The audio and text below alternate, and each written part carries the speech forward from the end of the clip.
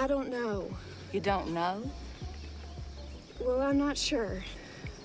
You're not sure. I'm intrigued. Are you married or not? These are not difficult questions. Back then, there was a movie full of beauty parlor gossip, big hair, and a bride whose wedding colors were pink and pink. That movie was Steel Magnolias, the 1989 classic about a group of Southern women who meet at Truvy's beauty shop in a small town in Louisiana. At the center is Shelby, played by Julia Roberts, a young bride with type 1 diabetes who is determined to become a mother even though there are risks. Her mother, played by Sally Field, knows that pregnancy could kill her, but Shelby decides to move forward anyway. The cast was full of big stars. Dolly Parton played the warm-hearted salon owner Truvy. Shirley MacLaine played the wonderfully grumpy Weezer. Olympia Dukakis played the sharp-tongued Clary, and Daryl Hannah played the shy newcomer Annelle. They made you laugh, made you cry, and made you want to call your mom right after watching. But the real story behind the movie, well, it is even more heartbreaking than what you saw on screen, because everything you are about to hear really happened. Today, we are counting down 15 weird facts about Steel Magnolias that you probably did not know. Now, before we jump in, hit that like button and subscribe because it really does help the channel. And stay until number 14 because it involves the real Shelby's mother and the only moment of peace she ever had. Now let's get into the countdown with number 1. Every actress in Hollywood turned down the role of Shelby before Julia Roberts. Before Julia Roberts became Shelby, the role was offered to more actresses than a Hollywood game of hot potato. Here's the twist. Daryl Hannah was actually offered the role first. The producers wanted her to play the lead role. She said no thanks and asked to play Annelle instead. There's nothing to tell. I live here. I've got a job now. That's it. How about a few of these back issues of Southern hair? Sure, take them. The quirky beautician with big hair and questionable life choices. Hannah looked at the role of a young mother dying and then looked at the wacky side character and chose chaos, and honestly, respect to her for that. So they moved on to Meg Ryan, who had agreed to do the role but then left to star in When Harry Met Sally. A good trade for her, but a disaster for the producers who were rushing to fill the role. They thought about Winona Ryder next. She was about 16 or 17 years old at the time, which made playing a diabetic mother dying from pregnancy problems a very hard role to sell. She was simply too young, even for Hollywood's creative way of handling age-appropriate casting. Laura Dern was also on the list of possible choices, but she did not get the role. Finally, the casting director brought in Julia Roberts, who was still finishing Mystic Pizza and had almost no name recognition. She walked into the room, showed that famous smile, and perfectly captured the spirit of the classic Southern girl. Well, now he lives in Monroe and goes to First Presbyterian. When he found out where I was from, he asked me if I knew you. He used to live in Ohio somewhere. His wife just died recently and he's moved back down. It turns out that when Plan A chooses the comedic relief role instead, Plan E ends up getting an Oscar nomination. Number 2. The director was so difficult that the cast had to step in and hold an intervention. Behind all the Southern sweetness was a director who seemed allergic to kindness. Herbert Ross, a veteran filmmaker and well-known tough guy, turned the set of Steel Magnolias into an emotional boot camp, with himself acting like the drill sergeant. He was especially harsh toward Julia Roberts, criticizing almost every decision she made and making her cry on a regular basis. Were you surprised that Julia Roberts was the only one nominated from Steel Magnolias? I was rather, yes, because I thought that I thought certainly Sally should have been nominated because I thought she was extraordinary in the picture. Sally Field later said that Ross was very hard on Roberts, who was the youngest member of the cast and basically the baby on the set. The experienced actresses came together to support her. He also asked Dolly Parton if she could even act. Dolly's answer quickly became a legend. "No, but it is your job to make me look like I can." Ross knew better than to try that kind of behavior with Sally Field. She would have completely shut him down. Well, I must have missed the passage in Emily Post that said all abuse is heaped on the mother of the bride. But that constant harassment of Roberts pushed the more experienced members of the cast to their breaking point. Here's the thing. Ross was still deeply grieving his own loss. His wife, prima ballerina Nora Kay, had died about a year and a half before filming began. They had been married for almost 30 years, and that grief was still affecting him during production. Shirley MacLaine finally faced him directly, telling Ross that he had been acting badly since Nora's death and that it was not respectful to his late wife or to the cast. The veteran actresses made it very clear that his behavior was not acceptable. It turns out, all it took to stop a bully was a couple of screen legends who refused to stand by and watch a 21-year-old get emotionally torn down because of the director's grief. Hold on, Clary's getting you some juice. Shelby. Should I get her a cookie? No, juice is better. The actresses bonded because they all disliked him, and that is probably why the friendship between the women on screen felt so real. Number 3. Julia Roberts prepared for the role at the Harling family's house while eating burgers.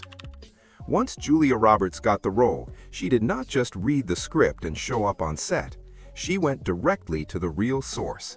Roberts spent time with Robert Harling's parents before filming began, learning about Susan, the real woman who inspired Shelby. His father grilled hamburgers in the backyard, while Roberts listened to stories about the daughter they had lost. Harling later said that when Roberts walked in that first time, it felt like someone had turned the lights on in the room. Not because she looked like Susan, but because she carried something similar, a warmth or energy, the kind of presence that made people want to be around her.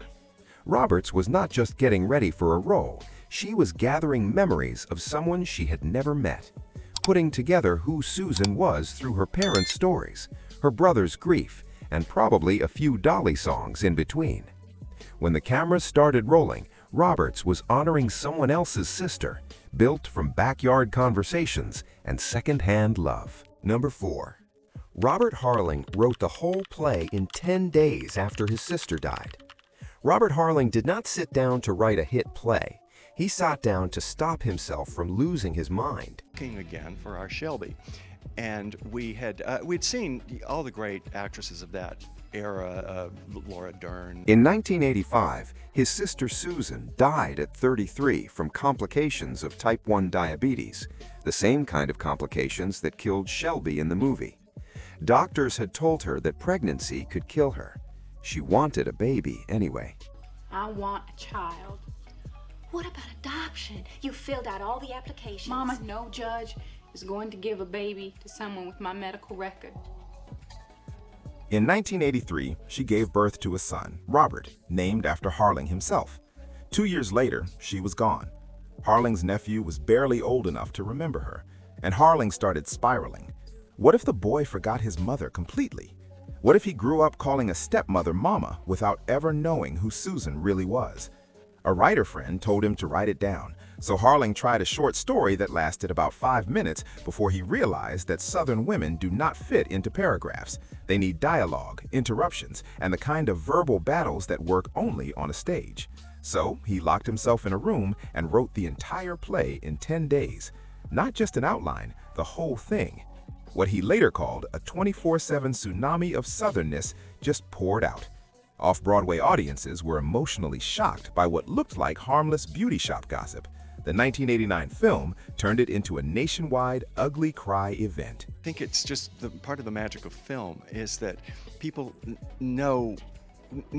they don't know me, but they know the story. 10 Days of Grief turned into the play that everyone quotes at brunch, and Harling wrote it for his nephew.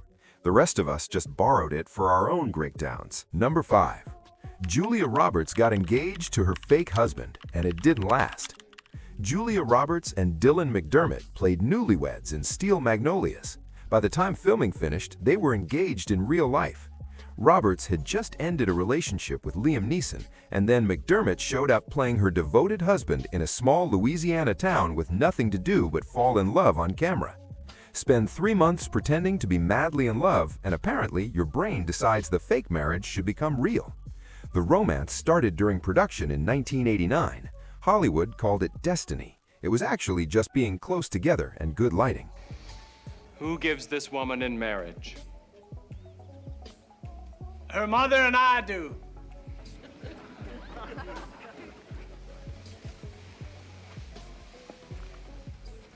Dearly beloved. The movie came out in November of 1989. The engagement lasted until 1990, right up until Roberts met Kiefer Sutherland on the set of Flatliners and the whole cycle started over again. 1 year. That's how long it took for real life to catch up with the on-set fantasy. Roberts went on to become the biggest movie star on the planet. McDermott got a steady paycheck on The Practice for 7 seasons. Both, I think, recovered just fine. Number 6. Bette Davis invited Harling to tea and started casting his whole movie. Bette Davis saw Steel Magnolias on stage in New York and decided that Weezer should be hers. She picked up the phone, called Robert Harling directly, and invited him to tea like they were old friends talking about garden parties. Harling thought someone was joking. He walked into a New York hotel, and there was Bette Davis with a teacup, already acting like the role was hers. Then she started casting the rest of the movie for him.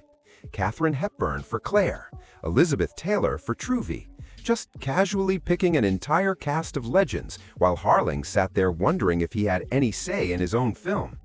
As he left, Davis gave him a threat wrapped in politeness. You can give the role of Weezer to someone else, but you and they will hear from Bette Davis. Producers passed, saying she was too frail for the physical demands. Davis died in 1989, the same year the movie came out. America lost a Hollywood legend when Bette Davis died last night in Paris. She was 81 years of age. Shirley MacLaine got the part and gave exactly the kind of wild energy that Davis would have brought. At least someone understood what the role needed. Number 7. Sally Field's breakdown was so intense that they couldn't ask for a second take. The funeral scene took several days to film, with different angles, coverage shots, and the whole technical setup. But Sally Field's performance, the cemetery breakdown everyone remembers, was done in just one take. One take. I just sat there. I just held Shelby's hand. There was no noise. Field prepared by spending hours screaming into a pillow to damage her voice. She wanted it to sound raw, rough, and completely torn apart. I was there when that wonderful creature drifted into my life. And I was there when she drifted out. Method preparation meets controlled destruction. When the cameras rolled, director Herbert Ross just let her go. No stopping, no redirecting, just Field going through every stage of grief without anyone yelling cut. I'm fine! I can jog all the way to Texas and back, but my daughter can't. She never could. The entire emotional journey was captured in one uninterrupted performance. When Field finished that scene, nobody moved. The crew just stood there, not knowing what to say. God, I'm so mad I don't know what to do. I want to know why. I want to know why Shelby's life is over. I want to know how that baby will ever... Sometimes you can't direct grief. You just have to get out of its way. Will he ever know what she went through for him? Oh, God, I want to know why. Why? Number 8. Dolly Parton and Daryl Hannah got intensive hairstyling training. Director Herbert Ross wanted the salon scenes to be authentic, which caused a big problem. His actresses didn't know how to do real hair. The solution? Bring in professional hairstylists to train them like they were preparing for cosmetology exams. Not exactly beauty school, but close enough. Ow! Sorry, Miss Weezer. Now, you take your Bible and shove it where the sun doesn't shine. Intensive hands-on training continued until they could cut, tease, spray, and gossip at the same time without looking like total amateurs. Dolly Parton, a woman who has kept the exact same hairstyle since the Nixon administration, had to learn professional salon techniques for other people's hair. She spent weeks learning skills she would never use again after filming ended. The opening wedding scene required her to work on Julia Roberts' hair while speaking her lines and hitting comedic moments. One wrong snip and America's newest sweetheart could get a bald spot on camera. No pressure, right? Ross refused to let them fake it with camera tricks or clever angles. This is going in the Hairdo Hall of Fame. Shelby, you scared us. That wasn't a nice thing to do to your mom. If his actresses were going to play salon professionals, they needed to actually know how to handle scissors and a can of Aquanet. The training worked. Nobody watching the movie doubts that Truvy and Annelle know their way around a beauty parlor. Now, let's take a quick break, because I need to know if you were one of the millions who ugly cried during this movie. Hit that like button and drop your favorite quote in the comments. And if you're enjoying this trip down memory lane, subscribe so you never miss another deep dive. Now let's get back to the countdown with number 9. Sally Field's casual complaint became Robert Harling's next movie. Filming in a small town in Louisiana meant no nightlife and not much to do after wrapping for the day. So the cast did what any group of famous people would do. They spent all their time together. They would gather for games, conversations, and the kind of late-night bonding that happens when you're all surviving the same tough director. Who the hell are you? Annelle? Weezer, this is my new... Fine. Now, I know everybody in this town, and I don't recall having seen you before. Shirley MacLaine later said they became very good friends who are still there for each other. That chemistry everyone loved on screen came from these offset hangouts. During one of these gatherings, Robert Harling asked each actress what kind of role they would like to play next. Standard Hollywood dinner conversation. Sally Field had an answer ready. She wanted to play a character that gets to wear nice clothes. After years of playing noble, serious women in bad outfits, Field wanted glamour and the freedom to be terrible. Harling wrote that down like he was taking notes for a future project. 2 years later, he wrote Soap Dish, a whole movie built around Sally Field playing exactly that, a glamorous nightmare in designer clothes. You can't turn me into a grandmother. I still have my... Never underestimate what can happen when you give a talented actress permission to complain about typecasting. Sometimes you end up with a whole new screenplay because of it. Number 10. The Minister? That was Robert Harling. Robert Harling wrote Steel Magnolias to help him deal with his sister Susan's death. When it was turned into a movie, the director, Herbert Ross, asked him to play the minister who officiates both Shelby's wedding and her funeral. So Harling, who wasn't an actor, had no training, and was already emotionally drained from turning his family tragedy into a major movie, spent 2 days on set guiding his fictional sister through the most important moments of her life. The wedding scene at the beginning of the film, that was Harling pronouncing Shelby and Jackson husband and wife. The funeral at the end, that was also Harling, this time committing her soul to God. He later bookended Shelby's entire married life from joy to devastation while taking part in his real sister's story. She was not going to be moved. Her thing was to be a mom. And she tried and tried and tried, and eventually she did. Ross thought Harling was the right person for the job, even though he wasn't a professional actor. Harling had filled in for an absent actor during the original stage production, so he wasn't completely new to performing the material. But this was different. This was the movie version, with cameras, a crew, and Julia Roberts bringing his sister back to life. Harling later described the experience as surreal, which feels like a huge understatement. Imagine writing about the worst thing that ever happened to you, watching someone else act it out, and then stepping into the scene yourself to officiate the goodbye. It was another level of emotional release in a project that was already a huge way of dealing with grief. Harling wrote it, produced it, and became part of it, honoring Susan by being present for every version of her story, even the one that hurt the most. Number 11. A Love Letter to Natchitoches. Still blooming 35 years later, Robert Harling refused to film Steel Magnolias anywhere except Natchitoches, Louisiana. The town was his childhood, his sister's life, and the entire foundation of the story. It was non-negotiable. 35 years later, Natchitoches is still living in that world. Fans from around the globe make pilgrimages to walk the actual filming locations.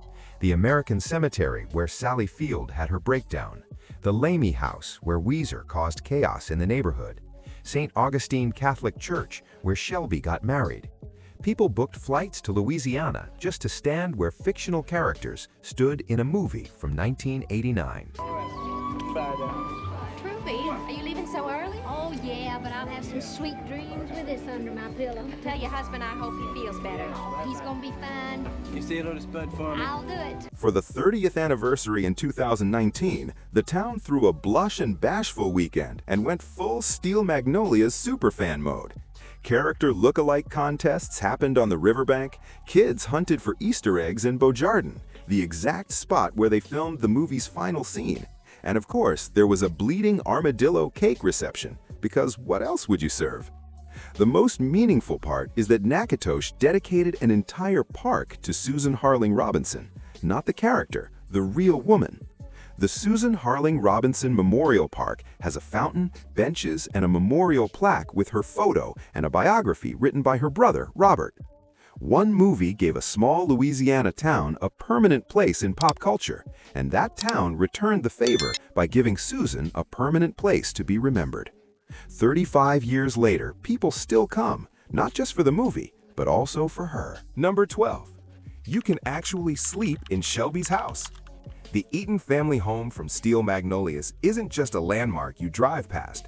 It's a fully operating bed and breakfast where fans can live out their Southern Belle fantasies. The Steel Magnolia house at 320 Jefferson Street in Natchitoches is the actual house where they filmed all those family scenes. Built around 1841, this Greek revival home is where Sally Field, Tom Skerritt, and Julia Roberts brought the Eaton family to life. And now you can book a room there. During filming, the family who owned the house temporarily moved out so the production could take over. After the movie became a hit, someone realized they were sitting on a goldmine of nostalgia. The house officially became a B&B, and they went all in on the theme. I'm gonna put this little one to bed. Oh, Mama, I'll do it. No, let me. After tomorrow, it'll be a long time before I can pick him up again. 6 suites, each named after a character from the film. Want to stay in the Shelby room? It's decorated in her signature blush and bashful pink. And here's the best part. The house is filled with framed movie posters, production photos, and memorabilia from the set. Guests can eat a traditional Southern breakfast in the dining room where the cast filmed their meals, then watch the movie in the actual family room where those scenes were shot. It's basically a full immersive Steel Magnolia experience for people who don't just want to watch the movie, they want to live it for a weekend. And honestly, for fans who have watched this film 100 times, sleeping in Shelby's real house probably feels like the ultimate pilgrimage. Number 13. Lifetime's 2012 remake was a ratings powerhouse. 23 years after the original, Lifetime decided Steel Magnolias needed a remake with an all-black cast. The cast was stacked. Queen Latifah as Malin, Jill Scott as Truvy, Alfre Woodard as Weezer, Felicia Rashad as Clary, Adepero Oduye as Annelle, and Condola Rashad as Shelby. That's a lot of big talent for a Sunday night Lifetime movie. The decision was intentional, though. She dreaded telling Jackson. Don't you talk about me like I'm not here. Yeah, she making sense now. See, this not so bad. Producers Craig Zadan and Neil Marin wanted to give talented black actresses the kind of rich, complex leading roles that were still hard to get in Hollywood. As Marin said, the story's main themes go beyond race. If it were all Latina or all Asian, it would still be Steel Magnolias. They updated the setting to modern times with references to Michelle Obama and smartphones, while keeping the original play's dialogue and structure the same. You know, if you feel yourself getting sad, just watch my husband dance. You'll get the giggles, I know I do. It's gonna be a great party. Queen Latifah also produced, which meant she handled both the emotional breakdown scenes and the business side of things. The remake premiered on October 7, 2012, and drew 6 to 12 million viewers. It became Lifetime's third most watched original movie ever, and their biggest hit since 2006. Critics naturally compared it to the 1989 original, because how could they not? But many praised the new cast's performances, especially Alfre Woodard and Felicia Rashad, and noted that the universal themes worked beautifully in the updated setting. It turns out a story about women supporting each other through grief doesn't belong to any one cast or time period. It just needs the right people to tell the story. Number 14. The real Shelby's mother needed to see Julia Roberts stand up alive. When they filmed the scene where Julia Roberts' life support gets disconnected, Robert Harling begged his mother not to come to the set. He was worried it would be too painful to watch an actress recreate your daughter's final moments while a camera crew adjusted the lighting. Margaret Harling came anyway. She sat through the filming without saying a word. When it finished, Robert asked her why she had put herself through that, and her answer was, "I wanted to see Julia get up and walk away." That was the whole point. Not the performance, not the emotional accuracy. She needed to watch the woman playing her dead daughter stand up, fully alive, and walk off set like nothing happened. Julia Roberts had become so close to the Harling family during filming that Margaret needed that moment. In real life, she never got to see her own daughter do that. But on a movie set in Louisiana, she could watch Shelby die and then watch her come back. It only lasted until someone yelled, "Cut!" But for those few seconds, her daughter got up and walked away. Hollywood gave her the ending she never got in real life. Number 15. They hired the nurse who actually pulled Shelby's life support. Okay, now we need to talk about the most intense casting decision in movie history. Director Herbert Ross wanted the hospital scenes to feel real, which is fair. So he tracked down the actual medical staff who had cared for Susan Harling Robinson during her final days. Morning. Morning, Gladys. We're doing our Jane Fonda. The exercises are good for him. And then he cast them in the movie, including the nurse who had turned off Susan's life support, the same nurse playing herself, doing the same thing again. Robert Harling said it added a sense of real weight and reality to the scene, which, yeah, that'll do it. There's authentic, and then there's literally recreating the actual trauma. Harling's mother stood behind the monitors during filming, watching a reenactment of her daughter's death. The beeps were real, the movements were real.